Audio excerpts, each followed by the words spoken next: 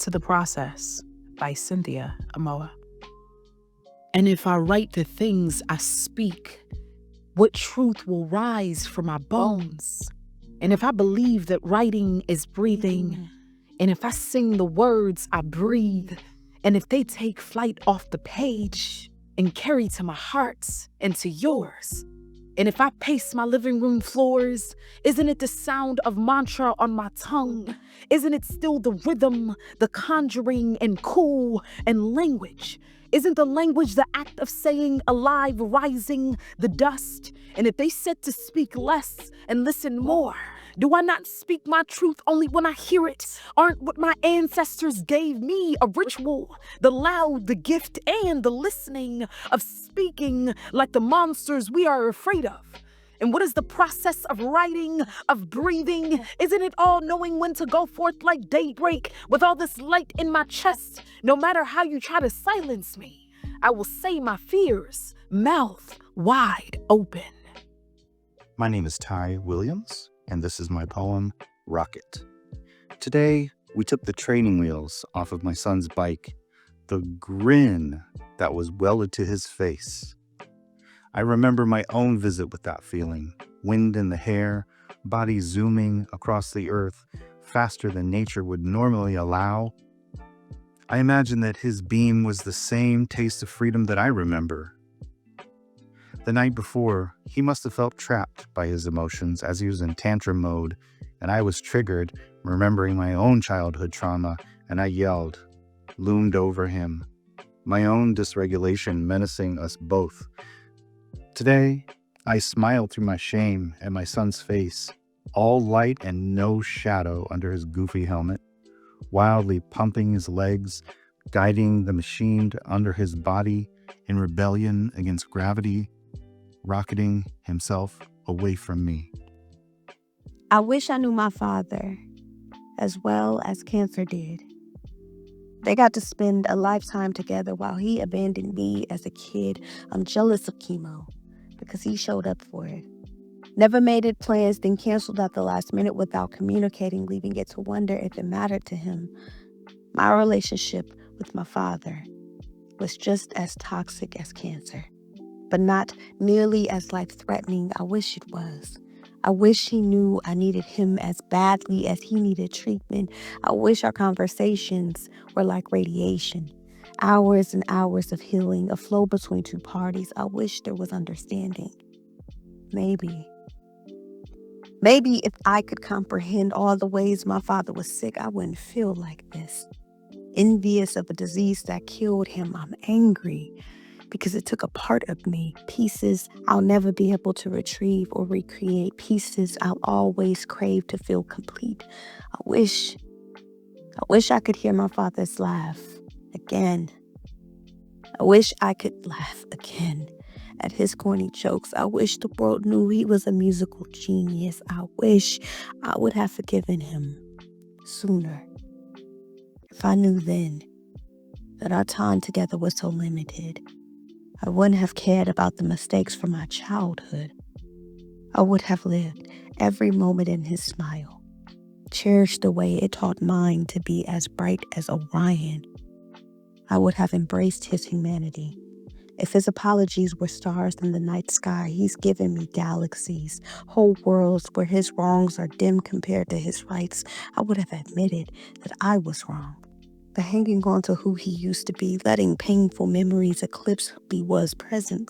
I wish I had another chance, and death was patient, and my father a fighter as I encouraged him instead of him being a patient who succumbed to his friend, cancer.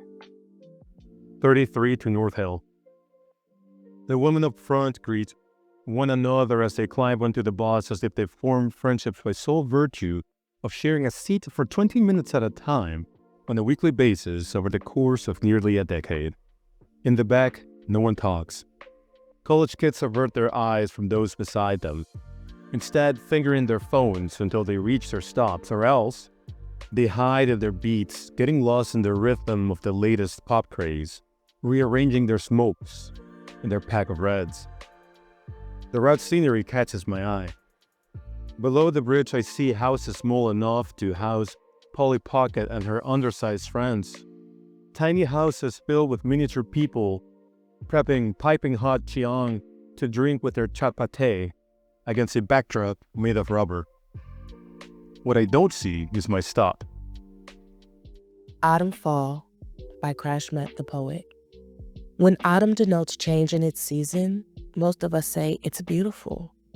The crisp coolness in the air, the fruits the season bears, and the color change of the leaves as they, well, die. And we celebrate and watch death and change, embracing it all with a smile.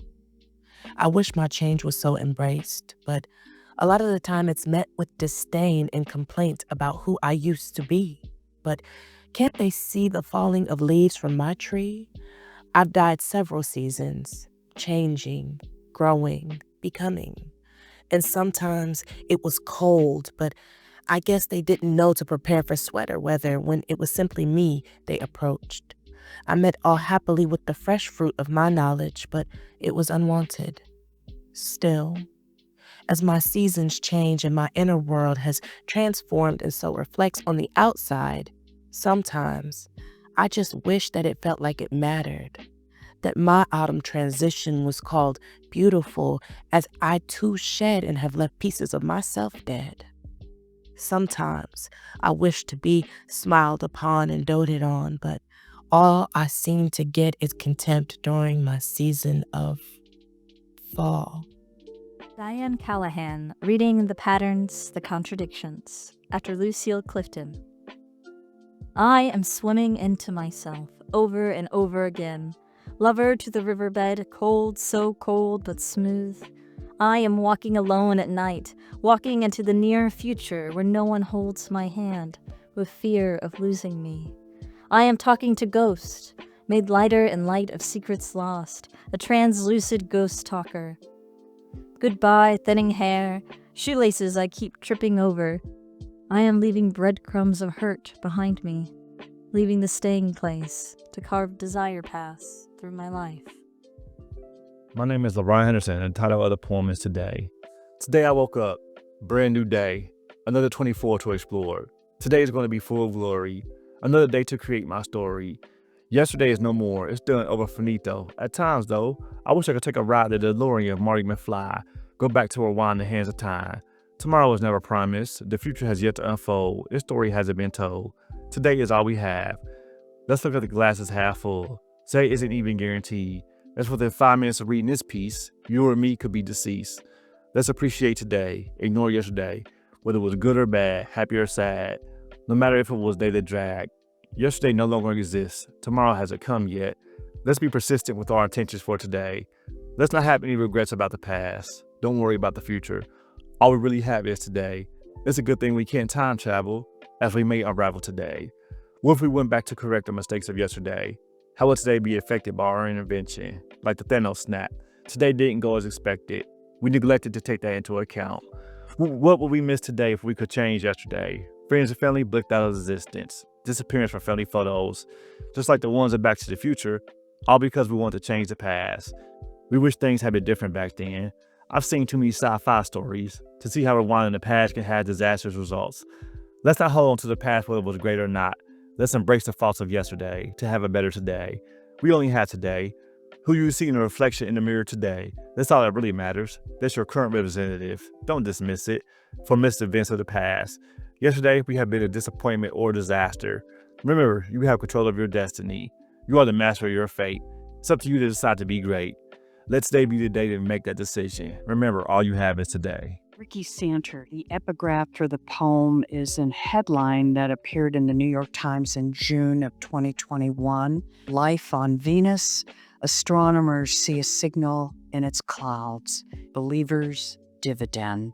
The food truck driver likes our neighborhood, and likewise we adore her sweet or savory crepes, creamy butternut squash, tangy fruit salsa, all variations that ta-da on our tongues. She goes by Venus, her mother bewitched by Botticelli.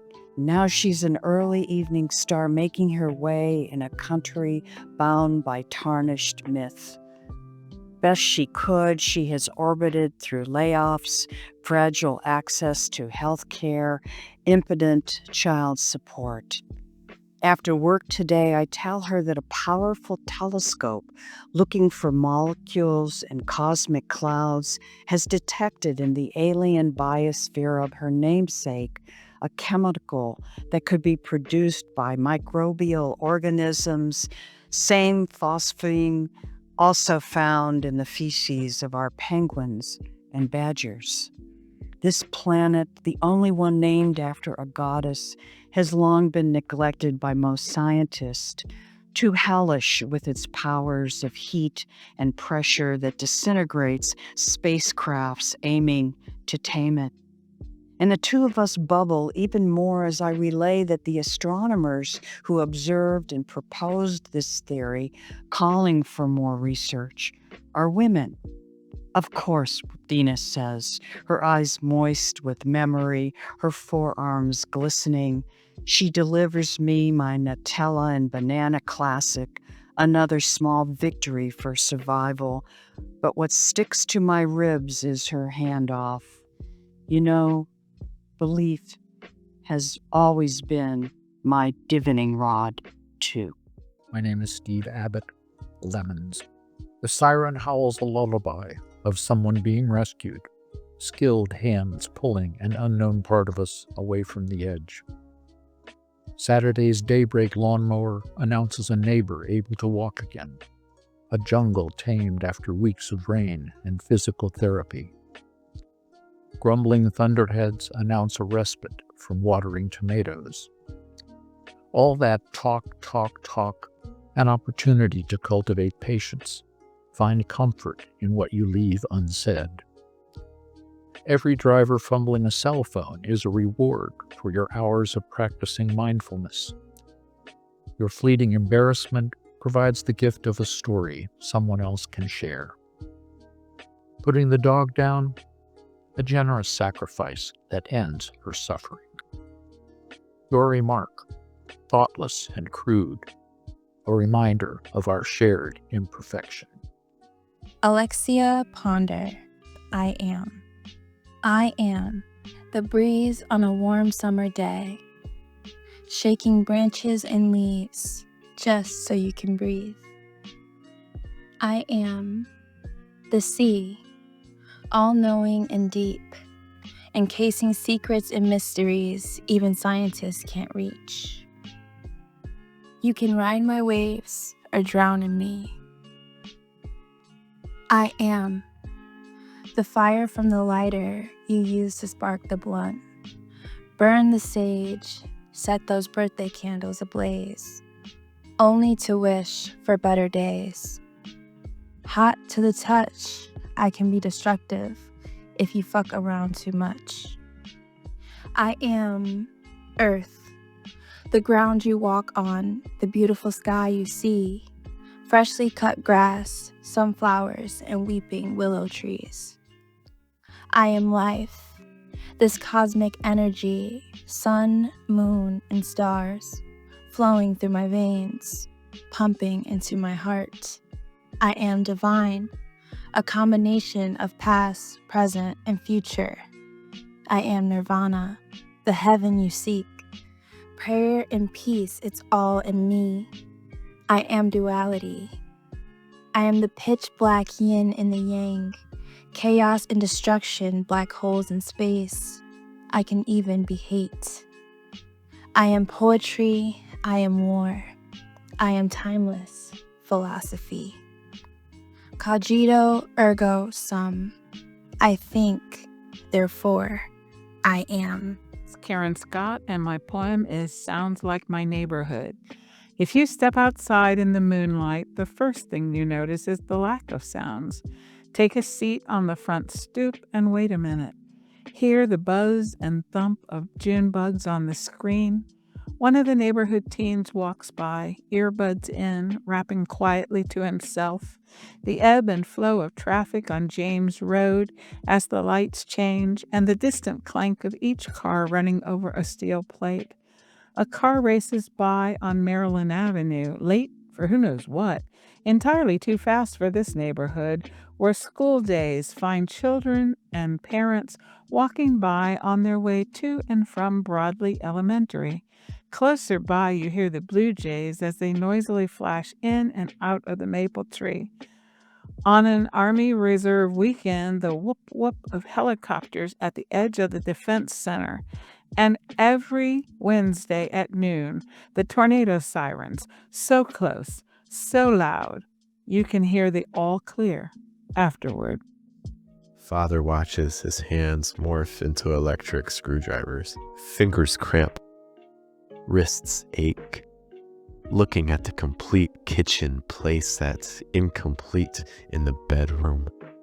Wood oven, fridge, sink, C battery to power static water, or faux fire flashes on plastic stove tops with tape, and straggler bits of reindeer wrapping paper, endless tiny pouches of bolts and screws. Having a child signed me up for a different labor. So intense I begin to fail to see the tear of cardboard as the sound of my own hands becoming bloody scissors, a cut under a nail, along a knuckle, a whir, not a little motor twisting cheap steel into littler fiberboard holes, but atrophy of tendon as it lengthens into a screwdriver's shank and blade. What pains me is less the pain. What use do I have for hands whenever my son asks for them? He downstairs, waiting weeks to cook a broth of sea turtle soup and a dash of Lego. It does not hurt today to give up my body, but I worry what my spine cannot scaffold, my rib cannot inflate. What when he needs more than everything I can be, everything I can't. Charlene Fix, Frankenstein's Flowers. There's logic to the scene. The man whose bones are currency, whose scalp was born divorced, grins at the little girl filling his knuckly resurrected hands with flowers. His eyes hosed to heart, mist. Boat, she says, tossing one, then another plop to the water's brink, oiled like ducks and splayed like little suns, they float. And his brain, struggling against worm damage and unaccustomed thoughts, his cold and tropic nature warming at the fire of the child, he falls into giddiness. So he lifts her in his arms. What can he gather himself together to know? She's flower, light. Light glances off the water. Flowers float.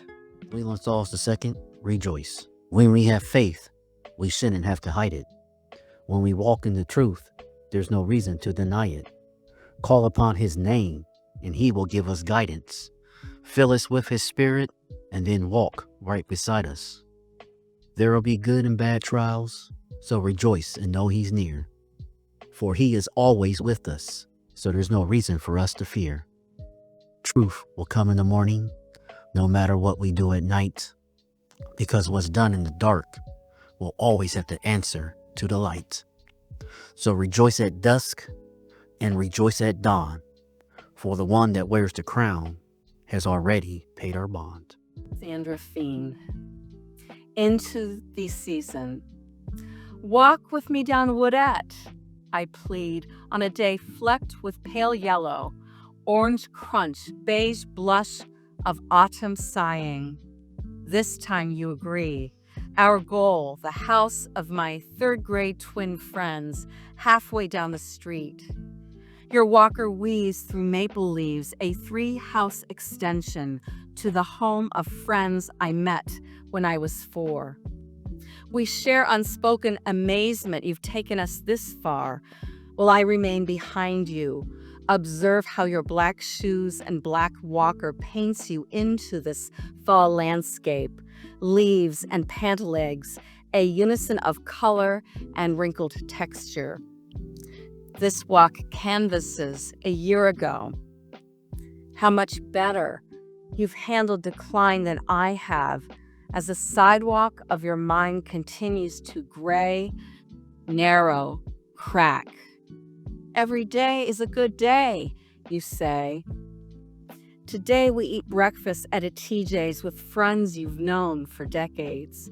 Wilma shares your congestion and your head, bids you to hold up your syrup pitcher to hers, wants to make a toast. Let's salute each other's syrups, honey. And together you laugh, unaware of all the sticky sweet on the sides of both your hands. Not a minute later, she lists liquid sugar again, repeats alluring toast with a wink, and you lean your pitcher to hers. You'll keep up this ritual again and again, both the happiest at the table. My name is Zangana, and this is the Independent MUSLIMA after Gwendolyn Brooke. Now, we all knew you would make it off our street. They called us Riverview Rat, trying to swim in cement. Always held your breath the longest, head held high enough to rise over our worn apartment. Same stubbornness drove your family away. You are not any woman. Couldn't stay married at least. Swallowed sandstone over water just to pay rent. These habibis give gals that. You are enchanted by dreams' delusion. Some Cassier's sweetmeat. How hard you work to pay taxes, take loss, while women gossip canches of your little coin toss. I am Amanda Nicole Corbin. I want to be unfinished. I want to be unfinished. I want to be able to start a fire and walk away. I want the strength to sleep in a half-made bed. I want 1,000 screaming kettles to perform a concert for me without my asking. I want tattoos of half-peeled stickers inside my throat and for every swallow to feel like honey. I want to put the pause button out of its misery with my teeth and drive 2,000 miles west and hoist a cinder block atop my gas pedal and step out onto the road barefoot. I want the power of tasting a drink and setting it down. I want to start a thought and then stop and then watch. My daddy was an Appalachian folk song, a harmonica-breathing picker of tunes, a wayfaring stranger, foot-stomping pilgrim of sorrow unseen in honeysuckle and wildwood flowers high on a mountain his daddy and his daddy and his knew by heart. Sunday mornings he sings off-key and so loud the brethren in front look back over their shoulders and smile at us that smile of sweet charity. Quiet down, Mama sizzles, and he swallows the song deep into his belly till the organ stops playing and the choir stops singing and the afterglow of stars in our crowns lingers in the circle unbroken. And the stories those songs tell, the one about the carpenter's wife who left him and her baby and ran off with a man who said he'd buy her more than biscuits and grease gravy. When the song ends, she's crying. I expect she still is. Learned the words from Daddy with his Wampy Jog tune, and I wonder now what happened to that baby. Did he grow up and build houses like his pa? Did she fail to thrive? On the overnight shift, the police scanner wails of a body in a dumpster, and Daddy sent out, reporter's notebook cornering through a hole in his pocket to get the story. Heat hovers like a fiddle's dying note as he looks over the edge, steps away, loses his stomach. You'd think the baby was sleeping, he tells Mama later, except for those blue lips. And all the world's dirges bury fire in his gut, round his shoulders into a weary refrain. Time comes years later, and Daddy moves on to the by and by, the baby's ballad stuck in his throat, the rhythm of her name unsung, not once lined out at a summer evening hymn sing, never whispered to shape notes washing like Jordan over the pews. Some tunes, they say, are just too hard to carry. Parado en la punta de la luna creciente, Juan Armando Rojas. Parado en la punta de la luna creciente, estudio la cara de la tierra, trazo en el recuerdo de tus ojos la cúpula del cielo, dibujo el mapa del firmamento. Sé que podremos volar juntos. Me lanzo de esta percha para volar sobre este mar tan vasto y bello.